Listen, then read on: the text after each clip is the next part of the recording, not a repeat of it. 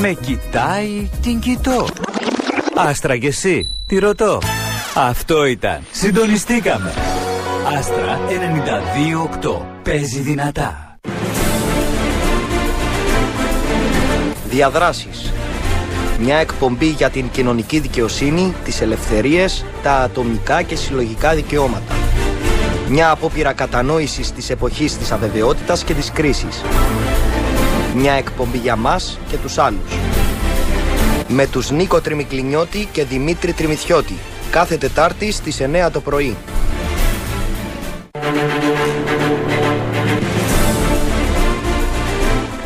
Καλημέρα σας φίλες και φίλοι, εκπομπή Διαδράσεις. Νίκο, καλημέρα. Καλημέρα. Να καλημερίσουμε σήμερα και τη Νικολέτσα Αντωνίου. Καλημέρα, Νικολέτσα. Καλημέρα. Είναι απόφοιτος δημοσιογραφίας του Πανεπιστήμιου Κύπρου και θα ενισχύσει για σήμερα την εκπομπή δημοσιογραφικά, όπου θέμα της συζήτησης μας σήμερα θα είναι τα θεμελιώδη δικαιώματα στις χώρες της Ευρωπαϊκής Ένωσης, αλλά και γενικότερα, Νίκο.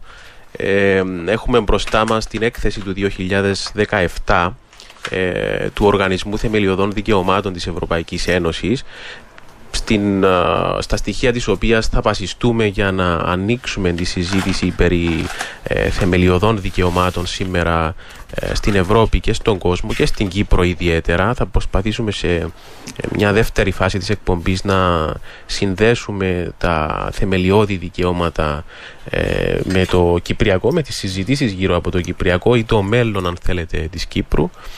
Όπως πάντα η δική σας συμβολή και η δική σας συμμετοχή είναι ευπρόσδεκτη με τηλεφωνικά μηνύματα στο 2250. Νίκο, ένα από τα γενικά συμπεράσματα που βγαίνουν από την έκθεση του Οργανισμού Θεμελιωδών Δικαιωμάτων της Ευρωπαϊκής Ένωσης, ο οποίος να πούμε ότι συμπληρώνει και 10 χρόνια ζωής φέτος. Λοιπόν, ένα από τα βασικά συμπεράσματα που προκύπτει είναι ότι ενώ υπάρχει στη θεωρία, στα χαρτιά, αν θέλεις, μια πρόοδος όσον αφορά τις πολιτικές, αν θέλεις, που αφορούν τα θεμελιώδη δικαιώματα, αυτή η πρόοδος δεν μεταφράζεται πάντοτε σε πραγματική βελτίωση της ζωής των ατόμων στις χώρες της Ευρωπαϊκής Ένωσης, και κατά κάποιον τρόπο έτσι αυτό που επισημάνει η έκθεση είναι ότι ο χάρτης των θεμελιωδών δικαιωμάτων δεν χρησιμοποιείται όπως πρέπει ή δεν χρησιμοποιείται στο βαθμό που θα έπρεπε από τις χώρες μέλη της Ευρωπαϊκής Ένωσης. Ναι, νομίζω ότι έχεις δίκιο, Δημήτρη, ότι το βασικό ζήτημα που έχει κατατεθεί τουλάχιστον από την έκθεση αυτή, η οποία είναι σημαντική έκθεση, είναι αυτό που ονομάζει το βαθύ χάσμα στην εφαρμογή των θεμελιωδών δικαιωμάτων, που λέει ότι εξακολουθεί να υφίσταται και λέει σε ορισμένους τομείς μάλιστα γίνεται και πιο μεγάλο. Δηλαδή και αυτό το τεράστιο πρόβλημα που υπάρχει, η μετατροπή των γραπτών νόμων, το κενό γράμμα του νόμου που λέμε, με την πραγματικότητα των δικαιωμάτων, φαίνεται η απόσταση μεταξύ του να είναι τεράστια. Και νομίζω εδώ είναι που πρέπει να σταθούμε έτσι να το καταλάβουμε αυτό το θέμα. Νομίζω ότι τα θεμελιωδή δικαιώματα σήμερα δεν είναι μια πολυτέλεια, δεν είναι απλώς κάτι καλό που μπορεί και να στερηθούμε, δεν πειράζει να στερηθούμε λίγο. Εξού και ο όρος θεμελιώδη δικαιώματα, ναι, που τον παραβλέπουμε συχνά. Είναι θεμελιώδη δικαιώματα, δεν είναι επιπλέον δικαιώματα. Δεν είναι επιπλέον.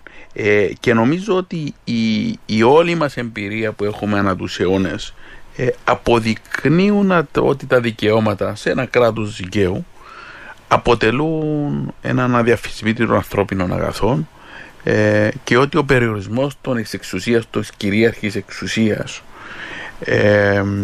έτσι ώστε να μην θίγονται οι ατομικές και οι ελευθερίες και τα συλλογικά δικαιώματα, είναι αυτό που ο Έντουαρτ Τόμψον, ο ιστορικός, ονόμασε απόλυτο ανθρώπινο αγαθό. Απόλυτο ανθρώπινο αγαθό, γιατί ακριβώς η υπεράσπιση των δημοκρατικών θεσμών είναι το πρώτο που πρέπει να υπάρχει σε μια σύγχρονη κοινωνία. Και νομίζω στον πυρήνα της σύγχρονης δημοκρατικής σκέψης και της σύγχρονης αριστεράς, έτσι, για να το εξειδικεύσουμε λίγο, είναι ότι τα ανθρώπινα δικαιώματα και τα θεμελιώδη δικαιώματα ειδικά αποτελούν αυτό που άλλοι θεωρητικοί ονόμασαν αναπόδραστο γεγονός, διότι είναι κάτι το οποίο πρέπει να υπερασπιστούμε αν θα πάει παρακάτω. Και λοιπόν σε αυτή την πραγματικότητα που ζούμε σήμερα, ενώ υπάρχει μια επέκταση στις αναφορές περί δικαιωμάτων, υπάρχει ένας πολλαπλασιασμός σε αναφορές στα δικαιώματα, υπάρχει παράλληλα και μια συρρίκνωση. Συρρίκνωση στην εφαρμογή τους. Και αυτό είναι το μεγάλο ζήτημα της εποχής. Έχουμε αν θα κάναμε ένα γενικό ισολογισμό του τι έχει συμβεί, ενώ σε θεσμικό επίπεδο υπάρχουν θετικά, μπορεί να υπάρχουν και θετικές εξελίξεις, υπάρχουν και σε θεσμικό επίπεδο ακριβώς αυτά που τα υπονομεύουν. Και αυτά φυσικά έχουν να κάνουν με το όλο πλαίσιο εφαρμογής της πολιτικής λιτότητας, που αυξάνει επικίνδυνα την κοινωνική και οικονομική ανισότητα στην Ευρώπη και στον πλανήτη ευρύτερα και στη χώρα μας. Αυτό υπονομεύει όλο το πλαίσιο της λογικής των ανθρωπίνων δικαιωμάτων. Νίκο, να πούμε ότι η έκθεση είναι διαθέσιμη και στο κοινό, είναι προσβάσιμη μέσω διαδικτύου, πληκτρολογώντας Οργανισμός Θεμελιωδών Δικαιωμάτων της Ευρωπαϊκής Ένωσης 2017 θα βρείτε τη σύνθεση, αν θέλετε, της έκθεσης, η οποία καταπιάνεται, να πούμε έτσι, με τις σημαντικές θεματικές με τις οποίες καταπιάνεται. Αρχίζει από ένα σχολιασμό για το χάρτη των θεμελιωδών δικαιωμάτων της Ευρωπαϊκής Ένωσης και τη χρήση που γίνεται από τα κράτη-μέλη. Μιλά για την ισότητα και απαγόρευση των διακρίσεων, για τον ρατσισμό, την ξενοφοβία, την ένταξη των Ρωμά, το άσυλο, θεωρήσεις μετανάστευση, σύνορα και ένταξη, για την κοινωνία της πληροφορίας, για τα δικαιώματα του παιδιού κτλ. Θα προσπαθήσουμε να δούμε κάποια από αυτά τα ζητήματα. Δεν έχουμε τον χρόνο να μπούμε σε βάθος σε όλες τις θεματικές. Ίσως να δούμε και αυτές που αφορούν περισσότερο στην Κύπρο. Αλλά Νίκο, θα ήθελα πρώτα αν μπορούσαμε να σχολιάσουμε το τι είναι αυτός ο χάρτης των θεμελιωδών δικαιωμάτων και ποιος ο ρόλος του. Κοίταξε, υπάρχουν μια σειρά από εργαλεία, νομικά εργαλεία, τα οποία υπάρχουν και χρησιμοποιούνται για σκοπούς εμπέδωσης, τήρησης και υπεράσπισης των ανθρωπίνων δικαιωμάτων.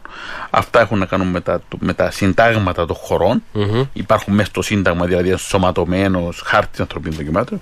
Υπάρχει αυτό που γνωρίζουμε πολύ περισσότερο στην Κύπρο, που είναι η Ευρωπαϊκή Σύμβαση για τα Ανθρώπινα Δικαιώματα, που είναι κομμάτι του Συμβουλίου της Ευρώπης και έχει έδρα το Στρασβούργο σαν το δικαστήριο στο οποίο υπάγεται. Και υπάρχει επίσης ο χάρτης των θεμελιωδών δικαιωμάτων της Ευρωπαϊκής Ένωσης, ο οποίος είναι κομμάτι του ευρωπαϊκού κεκτημένου, και εκεί σε κάποιο βαθμό υπάρχει και επικάλυψη με τον χάρτη, με τη Σύμβαση για τα Ανθρώπινα Δικαιώματα, αλλά είναι κομμάτι του δικαίου της Ευρωπαϊκής Ένωσης. Είναι σημαντικό να αναφέρουμε ότι το χάρτη των θεμελιωδών δικαιωμάτων θεσπίζεται προς εφαρμογή της Ευρωπαϊκής Ένωσης και πρέπει τα κράτη να το εφαρμόσουν όπως εφαρμόζουν το υπόλοιπο κεκτημένο. Και υπάρχει υποχρέωση, δηλαδή. Υπάρχει υποχρέωση, υπάρχει νομική δέσμευση, και αυτό είναι το σημαντικό στην εφαρμογή του. Τώρα, η χρήση του χαρτί, που είναι το μεγάλο ζήτημα, πώς αξιοποιείται. Η έκθεση για τα θεμελιώδη δικαιώματα του 2017 του Οργανισμού για τα Θεμελιώδη Δικαιώματα λέει ότι δυστυχώς δεν γίνεται ιδιαίτερη χρήση, είναι περιορισμένη και συχνά επιφανειακή χρήση. Και αυτό πολλές φορές μπορεί να θεωρηθεί είναι λόγω της επικάλυψης που υπάρχουν με άλλα εργαλεία, τα οποία είναι εξίσου χρήσιμα. Όμως υπάρχουν και συγκεκριμένοι λόγοι. Υπάρχει ίσως άγνοια του χαρτί και δεν καταλαβαίνω τη σημασία που θα μπορούσε να έχει σε σχέση με πιθανές θεραπείες που μπορούν να αξιοποιήσουν για παρακάτω αυτοί που τον επικαλούνται. Επίσης, άγνοια από τα κράτη, θέλεις να πεις? άγνοια από τους δικηγόρους, άγνοια από τους δικαστές. Αν γίνει και αναφορά, πρέπει να γίνει εκπαίδευση στους δικαστές. Τα κοινοβούλια. Αυτό ακούγεται παράξενο. Δηλαδή το να υπάρχει ένας τέτοιος χάρτης και από την άλλη να λέμε ότι υπάρχει άγνοια όχι από τους απλούς πολίτες, όχι από οποιοδήποτε, αλλά από αυτούς που θα μπορούσαν να τον αξιοποιήσουν, να αγορεύσουν σύμφωνα με αυτόν, τέλος πάντων.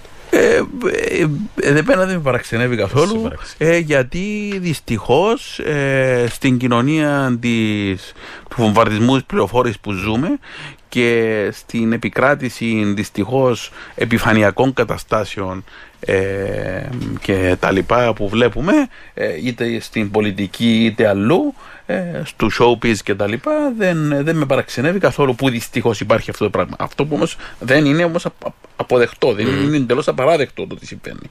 Δηλαδή, αν κοιτάξουμε τη χρήση του χάρτη στην Κύπρο, για παράδειγμα, γίνεται ελάχιστη χρήση του στο κοινοβούλιο, στις συζητήσεις που γίνονται στο κοινοβούλιο για διάφορα θέματα. Δηλαδή, μπορεί να προτείνεται ένας συγκεκριμένος νόμος, ο οποίος κατάφορα να παραβιάζει το χάρτη και να μην υπάρχει καμία αναφορά.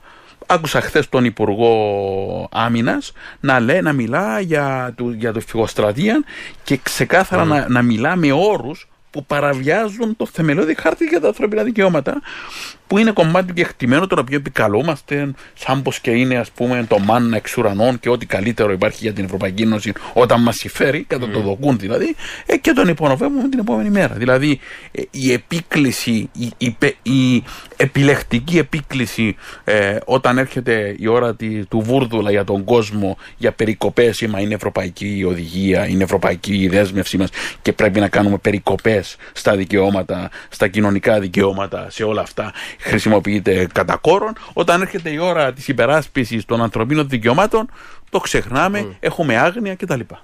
Αυτό ακριβώς είναι και ένα από τα άλλα συμπεράσματα της έκθεσης, η οποία τονίζει ότι λόγω της οικονομικής κρίσης, λόγω των δεδομένων στην Ευρωπαϊκή Ένωση, οικονομικών και κοινωνικών δεδομένων, φαίνεται να παρατηρείται μια αύξηση της ανισότητας και στην Ευρώπη, αλλά και ευρύτερα στην Αμερική. Υπάρχει δηλαδή ένα χάσμα, αυξάνεται το χάσμα μεταξύ των πλουσιότερων και των φτωχότερων πολιτών σε μια κοινωνία ή ατόμων σε μια κοινωνία. Αυτό υπονομεύει και την έννοια του, αυτό που συζητήσαμε προηγουμένως, των θεμελιωδών δικαιωμάτων, το θεμελιώδη δικαιώματα. Δηλαδή από τη στιγμή όταν υπάρχουν τέτοιες συνθήκες οι οποίες απειλούν τα δικαιώματα, αυτό αμέσως αμφισβητεί και το χαρακτηριστικό θεμελιώδη δικαιώματα, έτσι λοιπόν. Εκεί είναι κάτι το οποίο το διαπιστώνει η ίδια έκθεση και σωστά το θέτεις, όταν για παράδειγμα 27% των παιδιών στην Ευρωπαϊκή Ένωση βρίσκονται αντιμέτωπα με τον κίνδυνο φτώχειας ή κοινωνικού αποκλεισμού. Μιλούμε για έναν τεράστιο στην Ευρωπαϊκή Ένωση που είναι, υποτίθεται, το ανεπτυγμένο κομμάτι του κόσμου. Τότε αντιλαμβάνεστε ότι και αυτό δεν αναφορά, δεν μετρά τις χιλιάδες των παιδιών και ρουσετούντες άσυλων που ταξιδεύουν μόνα τους και οι οικογένειες που εξακολουθούν να έρχονται στην Ευρώπη. Όταν υπάρχει αυτή η πραγματικότητα, αντιλαμβάνεστε ότι η έννοια των θεμελιωδών δικαιωμάτων και οι στόχοι που έχουν τεθεί, και έχουν τεθεί συγκεκριμένοι στόχοι, ότι θα γίνει καταπολέμηση της φτώχειας και της ανισότητας μέχρι το 2020. Αντιλαμβάνεστε ότι αυτό υπονομεύει όλο το πλαίσιο ανθρωπίνων δικαιωμάτων. Εξάλλου υπάρχει και το πρώτο θέμα της έκθεσης, είναι το θέμα που αφορά στην ισότητα και τις απαγορεύσεις των διακρίσεων. Έτσι, ναι. Εκεί φαίνεται ότι μια σειρά από μέτρα που θα έπρεπε να είχαν ληφθεί σε όλη την Ευρωπαϊκή Ένωση φαίνεται να μην εφαρμόζονται. Για παράδειγμα, η καταπολέμηση των πολλαπλών διακρίσεων, που ήταν το επόμενο βήμα, έτσι ώστε να επέλθει μια προσέγγιση όπου να ισορροπεί και να αντιμετωπίζονται όλες οι αναγνωρισμένες μορφές διακρίσεων. Και αυτό είναι τεράστιο σύντομο. Τώρα, καλό θα είναι να δούμε, να έχουμε υπόψη μας ότι τι συμβαίνει και στην Κύπρο. Ναι. Προφανώς, Δημήτρη, το αντίστοιχο κομμάτι, δηλαδή η ισότητα, η έκθεση που ετοιμάσαμε εμείς σαν... Ναι, αυτό ξεχάσαμε να το πούμε, Νίκο, ότι ο λόγος που δεν έχουμε και φιλοξενούμενος σήμερα, είσαι και κατά κάποιον τρόπο φιλοξενούμενος λόγω του ότι συμμετέχεις σε αυτήν την... Ναι. Στη συγγραφή της έκθεσης. Ναι, είμαι ο επικεφαλής της ομάδας των εμπειρογνωμόνων που ετοιμάζουμε την έκθεση για την Κύπρο, κυπριακή ομάδα που ετοιμάζει την έκθεση σε σχέση με τα θεμελιώδη δικαιώματα. Επομένως είμαι ένας εκ των συγγραφέων της... Είσαι ο καλεσμένος μας. Άρα σήμερα είμαι καλεσμένος, ναι. Και ευχαριστώ για την πρόσκληση παρεμπιπτόντως, Δημήτρη και Νικολέτα. Μεγάλη χαρά. Στην Κύπρο αυτά που παρατηρούν το τελευταίο χρόνο, για να είμαστε εμείς περιορισμένοι σε αυτό το πλαίσιο, αλλά και που είναι και συνέχεια τον προηγούμενο χρόνο, είναι ότι έχουμε κάποιες αλλαγές της νομοθεσίας. Έχουν θεσπιστεί κάποιες νομοθεσίες όχι προς την κατεύθυνση μιας ατζέντας προς την ισότητα, αλλά γιατί απειλούμασταν να μας πάρουν και πρόστιμο από την Ευρωπαϊκή Ένωση, γιατί παραβιάζαμε την αρχή της ισότητας. Και έτσι, για παράδειγμα, αναγκάστηκαν να αλλάξουν την νομοθεσία που επέβαλε στους μετανάστες με μακροπρόθεσμη διαμονή συγκεκριμένες πρόνοιες που ενδιαφέραμε προς τους υπόλοιπους. Είχαμε προειδοποίηση για την μη πρόσβαση των μεταναστών με μακροπρόθεσμα διαμονή για ιατροφαρμακευτική περίθαλψη. Υπήρχαν ζητήματα όπως, για παράδειγμα, το δικαίωμα εξαίρεσης από το μάθημα των θρησκευτικών, όπου για τους μη ορθόδοξους, αλλά και για τους άλλους που δεν θρησκεύουν. Εκεί έγιναν κάποιες αλλαγές για να ευθυγραμμιστούμε κάπως προς την ανάγκη να υπάρχει το δικαίωμα της ανεξιθρησκείας, το οποίο είναι ένα από τα δικαιώματα που πηγάζουν από το Χάρτη Θεμελιωδών Δικαιωμάτων. Δηλαδή είχαμε κάποιες αλλαγές προς την κατεύθυνση αυτή, αλλά οι αλλαγές αυτές ήταν γιατί παραβιάζαμε τις αρχές ισότητας. Αυτό που θέλω να πω με το ζήτημα αυτό είναι ότι λείπει παντελώς η ατζέντα για ισότητα, για καταπολέμηση των ανισοτήτων στην Κύπρο. Και εκεί είναι το μεγάλο ζήτημα, ότι εάν σκοπός μας είναι να εφαρμόσουμε τα ανθρώπινα δικαιώματα και η πρώτη αρχή είναι η αρχή της ισότητας και μη διάκρισης,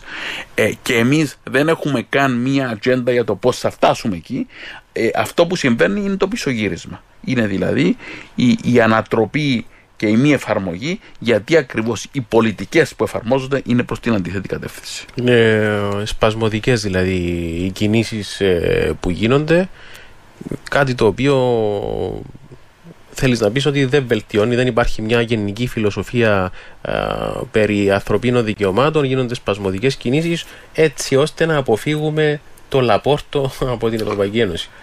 Και χειρότερα ακόμα. Δηλαδή είναι αυτό, και το χειρότερο είναι ότι η προσπάθεια είναι ενώσον ευθυγραμμαζόμαστε με το γράμμα του νόμου και όχι με την εφαρμογή των δικαιωμάτων, για να μην παίρνουμε το λαπόρτον όπως λες, αλλά στην πραγματικότητα, λόγω των κοινωνικών και οικονομικών πολιτικών που ακολουθούνται, το χάσμα μεταξύ το κενό γράμμα του νόμου και της πραγματικότητας των δικαιωμάτων όλων και μεγαλώνει. Επομένως, όταν αυτό το χάσμα διευρυνθεί σε τέτοιο βαθμό που ο κόσμος θα λέει τα ανθρώπινα δικαιώματα, τα θεμελιώδη δικαιώματα είναι άχρηστα, τότε θα καταλάβουμε ότι ουσιαστικά όχι μόνο έχουμε αποτύχει, αλλά βρισκόμαστε πλέον σε μια επικίνδυνη ζώνη. Άστρα 92.8 και διαδικτυακά. Παίζει δυνατά.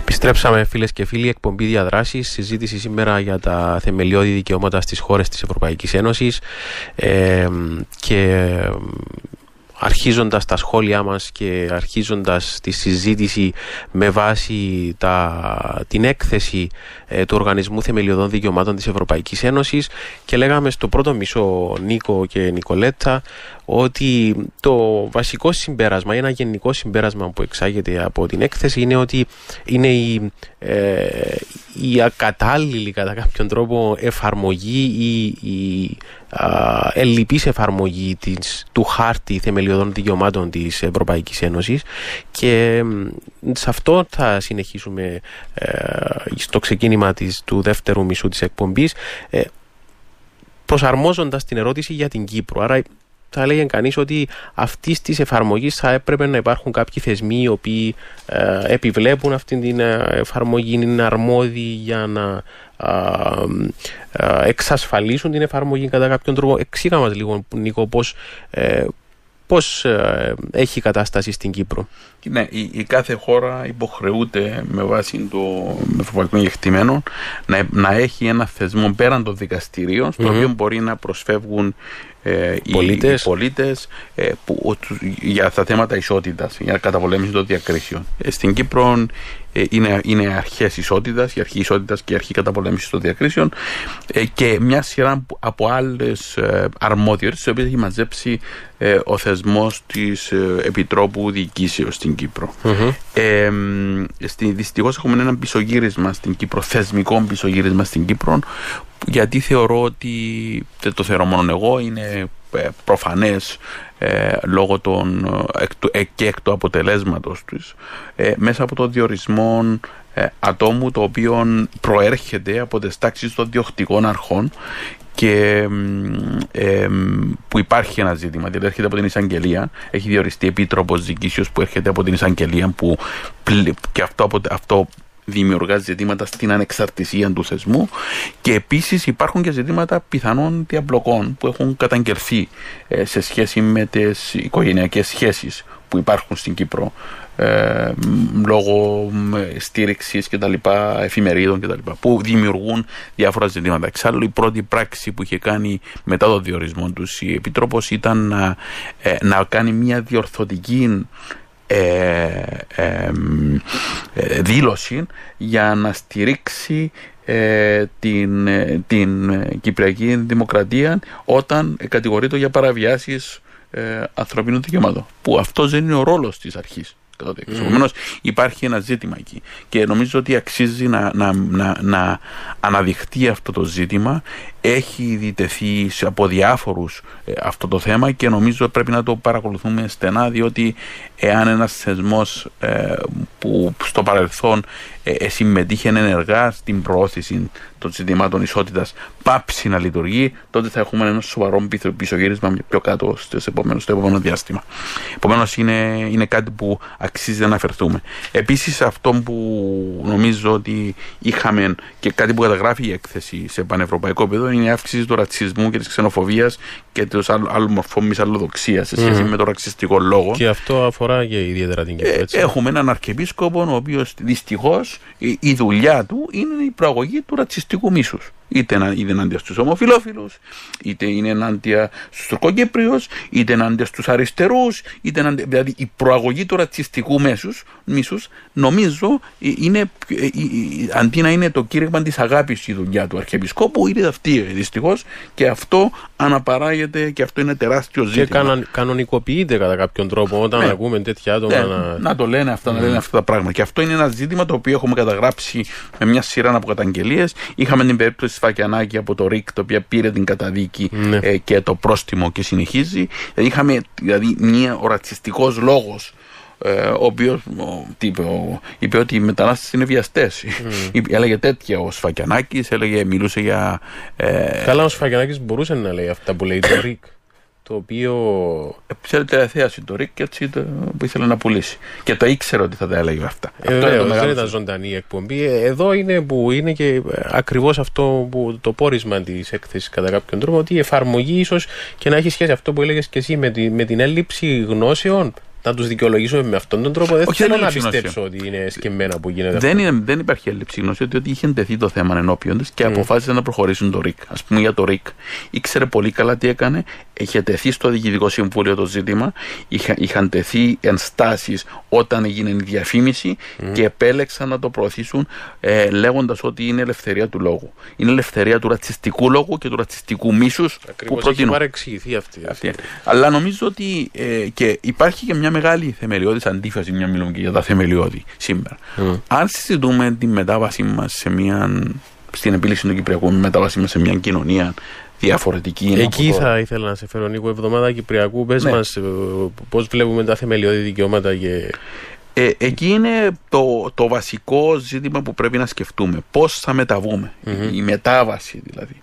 Και εκεί είναι που δεν υπάρχει καμιά ουσιαστική συζήτηση για την Κύπρο. Νομίζουμε ότι επικαλούμαστε ανθρώπινα δικαιώματα, είναι ανθρώπινο δικαίωμα και το ανθρώπινο δικαίωμα νομίζουμε πως είναι ένα CD που το βάζει μέσα και παίζει. Ενώ στην πραγματικότητα, όταν θα έχουμε μια μετάβαση της κοινωνίας, έχουμε μια μεταβατική κατάσταση, υπάρχει ολόκληρη νομική και πολιτική και κοινωνική θεώρηση γύρω από τη λεγόμενη μεταβατική δικαιοσύνη, το λεγόμενο transitional justice στα αγγλικά, όπου εξετάζει τις διαδικασίες μέσα από τις οποίες, τις κοινωνικές, τις νομικές, τις πολιτικές, τις ευρύτερες πολιτιστικές διαδικασίες που πρέπει να συντελεστούν για να μπορέσει να γίνει η εφαρμογή του κράτους δικαίου μετά την λύση, μετά από την επίλυση μιας σύγκρουσης.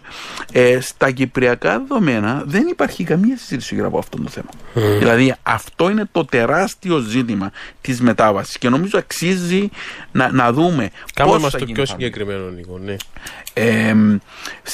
Όταν θα έχουμε μια διαδικασία μετάβασης από μια κατάσταση σε άλλη, αυτό που ονομάζουμε, δηλαδή ουσιαστικά θα μετασχηματιστεί η κοινωνία. Στην περίπτωση της Κύπρου θα έχουμε έναν κομμάτι που είναι πλέον εδώ και 40 χρόνια διαιρεμένων, αποσπασμένων από την υπόλοιπη κοινωνία και θα ενοποιηθεί σε έναν ομόσπονδο πλαίσιο, πρέπει να τύχουν εφαρμογή στα ανθρώπινα δικαιώματα και το κράτος δικαίου σε αυτό το νέο πλαίσιο, το οποίο θα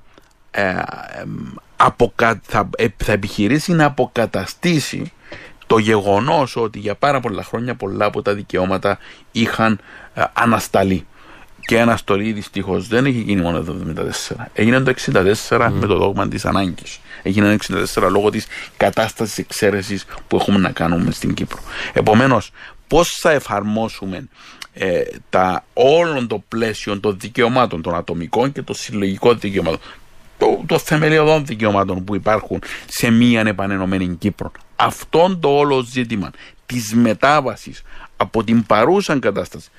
Πες ότι αύριο που θα πάει ο Κουτέρες ελπίζουμε να πάει ο Κουτέρες για να καθαρίσει, διότι εκεί πέρα είναι η ιστορία που λέει όταν λείπει η γάτα χορεύουν τα ποντίκια. Μόλις έφυγε ο Κουτέρες φαίνεται τα πράγματα να μην πηγαίνουν τόσο καλά. Εάν υπάρξει συμφωνία και θα έχουμε επίλυση του Κυπριακού, το μεγάλο ζήτημα είναι πώς θα μεταβούμε από την παρούσα κατάσταση στην επόμενη. Αυτό το θέμα δεν έχει τύχει. Και επίσης ο χαρακτήρας της συμφωνίας. Ο χαρακτήρας, πες μου λίγο περισσότερο, τι θέλει να πεις.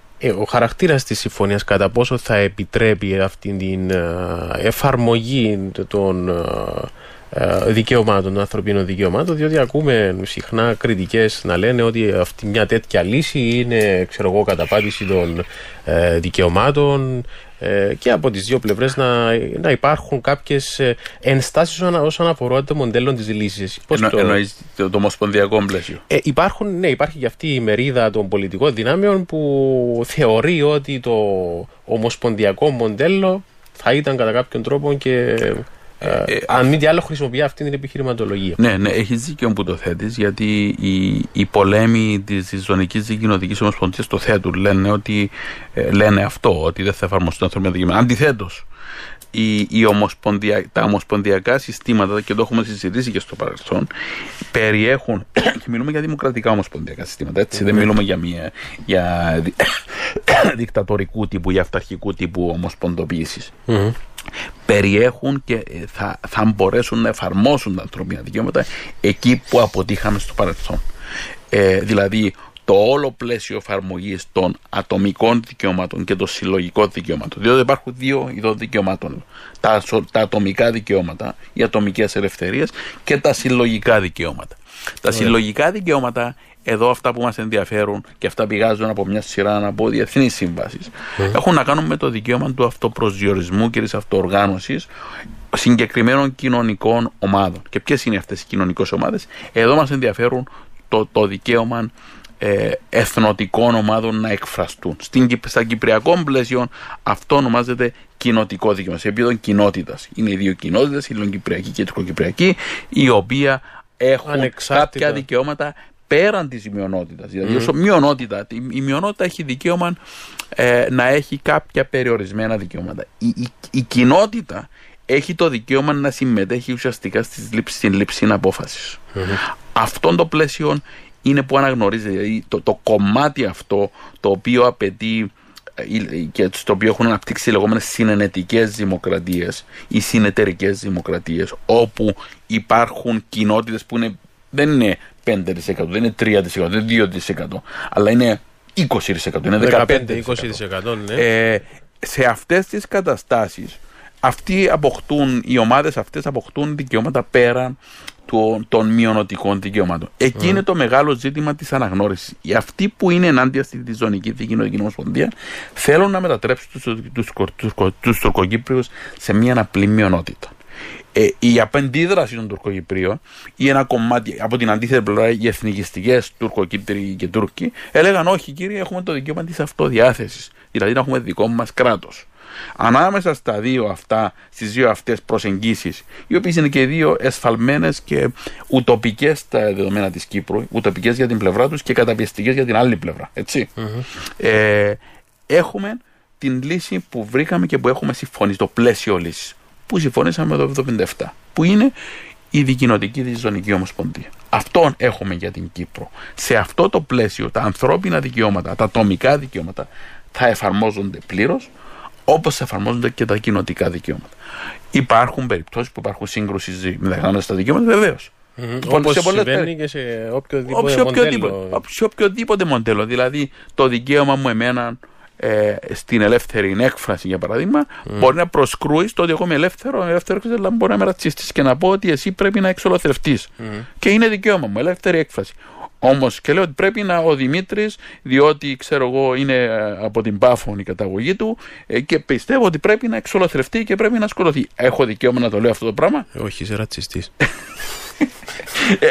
Λέω ότι υπάρχουν όρια στα δικαιώματα και πολλές φορές. Έχεις απόλυτο δίκιο, ναι. Και ο τρόπος που το θέτουμε, αλλά και η διαφοροποίηση που έχεις κάνει σε σχέση με το Κυπριακό, νομίζω χρειάζεται, είναι καλό να την έχει υπόψη το κόσμος, αλλά και να την λαμβάνει ως δεδομένο για τις συζητήσεις περί Κυπριακού, τη διαφοροποίηση δηλαδή του κοινοτικού δικαίου και τα δικαιώματα των πολιτών ως πολιτών.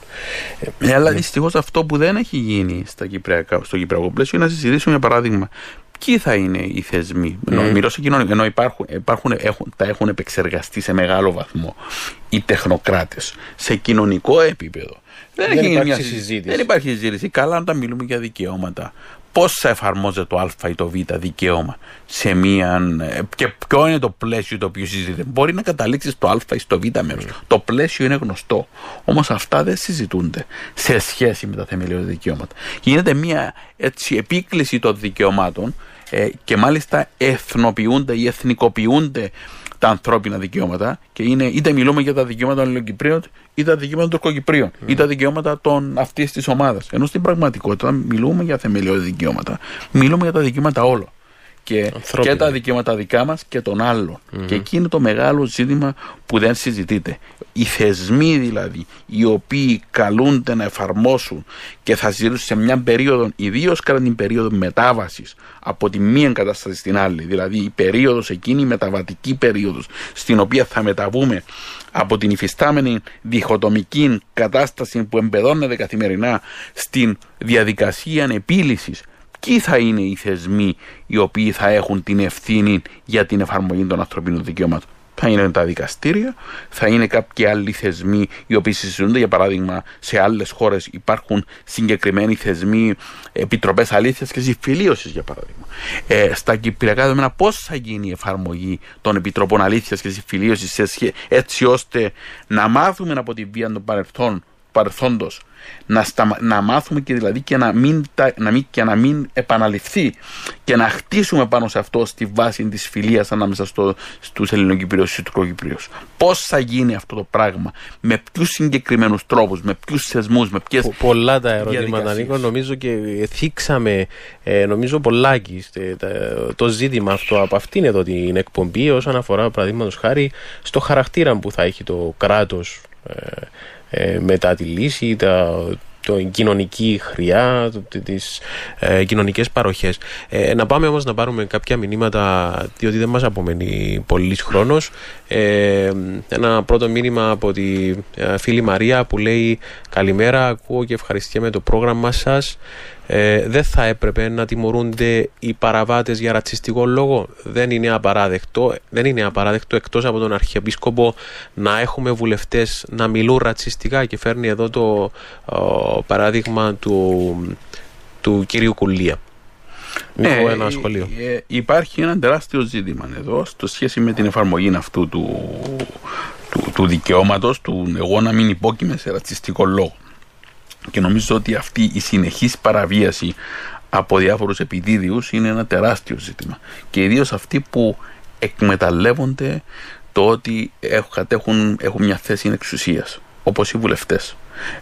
Η περίπτωση συγκεκριμένη του κυρίου Κουλία, ο οποίος επανειλημμένα χρησιμοποιεί τη θέση του για να θέτει αυτά τα ζητήματα και να τα θέτει με τρόπο ρατσιστικό, είναι από τις πιο γνωστές και έχουν ληφθεί και καταδικαστικές αποφάσεις και συγκεκριμένες αναφορές στην περίπτωση αυτή. Και νομίζω ότι πρέπει ακριβώς να υπάρχει μια περισσότερη ευαισθητοποίηση και απέντηση από τον κόσμο. Αλλά πρέπει και οι θεσμοί να παίξουν τον ρόλο τους. Το τραγικό για μας στην Κύπρο, και αυτό δεν αναφέρω μόνο στο ρατσιστικό λόγο, αλλά και στη βία του παρελθόντος ενάντια στους Τουρκοκύπριους, ενάντια στους Ελληνοκύπριους, ενάντια στις συγκεκριμένες ομάδες, ενάντια στους μετανάστες, είναι το ότι η αποτυχία των θεσμών στο να πατάξουν και να τιμωρήσουν, το καθεστώς ατιμωρησίας. Και για να επιστρέψω και στην έκθεση, ένα από τα μεγάλα ζητήματα που θέτει η έκθεση, να επιστρέψουμε είναι, για να κλείσουμε, είναι ακριβώς το γεγονός ότι είτε θα προχωρήσουμε σε μια επίλυση μέσα από την πάταξη των αυτών που παραβιάζουν τα ανθρώπινα δικαιώματα, τα θεμελιώδη δικαιώματα, είτε θα προχωρήσουμε σε λογικές ατιμωρησίας. Και η ατιμωρησία δημιουργεί νέες κοινωνικές και πολιτικές πραγματικότητες. Και εκεί είναι το ουσιαστικό. Εάν θα έχουμε εφαρμογή των θεμελιωδών δικαιωμάτων, πρέπει να πούμε ότι, ξέρετε, πρέπει να εφαρμοστεί το πλαίσιο, πρέπει να τιμωρηθούν αυτοί που δεν πρέπει να τιμωρηθούν, πρέπει να αποζημιωθούν τα θύματα, αλλά πρέπει και επίσης να προχωρήσουμε στην εφαρμογή της λογικής της μιας ατζέντας ισότητας. Και η ατζέντα ισότητας δεν είναι κάτι το κενό. Απλώς θα κάνω μία αναφορά στο ότι στο σύμφωνο για τα οικονομικά, κοινωνικά και πολιτιστικά δικαιώματα υπάρχει το δικαίωμα για έναν ικανοποιητικό επίπεδο διαβίωσης, το άρθρο 11. Και εκεί είναι που η έκθεση ίδια καταλήγει ότι πρέπει να προχωρήσουμε στη συστηματική χρήση των κοινωνικών και οικονομικών δικαιωμάτων, διότι εάν, και αυτά έχουν όνομα, δεν είναι απλώς αν μπορούμε και είναι πολυτέλεια, δηλαδή πρέπει να προχωρήσουμε πρώτον στην εφαρμογή, θεσμική εφαρμογή και ουσιαστική εφαρμογή των θεμελιωδών δικαιωμάτων, και να πάμε και παρακάτω, να πάμε δηλαδή να αντιμετωπίσουμε αυτά που υπονομεύουν τα ανθρώπινα και την εφαρμογή τους, μέσα από την επέκτασή τους και τη χρήση των κοινωνικών και οικονομικών δικαιωμάτων. Ναι, βεβαίως, Νίκο, μίλησες για τιμωρία που, εντάξει, είναι σημαντικό νομίζω ως εργαλείο, αλλά βρίσκω ότι πιο σημαντικό εργαλείο είναι ακόμα περισσότερο η διαπαιδαγώγηση και του κόσμου, αλλά και των φορέων που είναι υπεύθυνα για την εφαρμογή των θεμελιωδών δικαιωμάτων, η ενημέρωση του κοινού των δικαιωμάτων που μπορεί να έχει ο κόσμος. Δηλαδή νομίζω ότι χρειάζεται το κάθε κράτος να επενδύσει και σε αυτόν τον τομέα, δηλαδή. Το να έχουμε γνώση το τι είναι ανθρώπινο δικαίωμα. Να έχουμε γνώση, να απαιτούμε την εφαρμογή του. Όταν δεν έχεις γνώση δεν μπορείς να απαιτήσεις. Δηλαδή, πολλές φορές μπορεί να έχουμε γνώση και να μας εμποδίζει από το γεγονός ότι δεν πιστεύω ότι θα γίνει τίποτε. Λοιπόν, αυτό πρέπει να σταματήσει. Αυτό πρέπει να γίνει μέσα από την επίκληση των δικαιωμάτων και την επίκληση και την ανάγκη της εφαρμογής και την κινητοποίηση γύρω από τα δικαιώματα. Εκεί εμπεδώνονται, εκεί αυξάνονται και εκεί εφαρμόζονται τα δικαιώματα. Να μην νιώθει κανείς δηλαδή μόνος του με την αδικία του, ότι υπάρχουν οι φορείς, υπάρχουν και άλλα άτομα, υπάρχει τρόπος διεκδίκησης. Λοιπόν, φίλες και φίλοι, σας ευχαριστούμε που μας ακούσατε. Ήταν η εκπομπή Διαδράσεις. Συζητήσαμε σήμερα για τα θεμελιώδη δικαιώματα. Ελπίζουμε να σας άρεσε η εκπομπή και να πρόσφερε κάτι. Με αυτά, να σας ευχαριστήσουμε και να σας ευχηθούμε καλό υπόλοιπο. Γεια χαρά. Διαδράσεις. Μια εκπομπή για την κοινωνική δικαιοσύνη, τις ελευθερίες, τα ατομικά και συλλογικά δικαιώματα. Μια απόπειρα κατανόησης της εποχής της αβεβαιότητας και της κρίσης. Μια εκπομπή για μας και τους άλλους. Με τους Νίκο Τριμικλινιώτη και Δημήτρη Τριμιθιώτη. Κάθε Τετάρτη στις 9 το πρωί.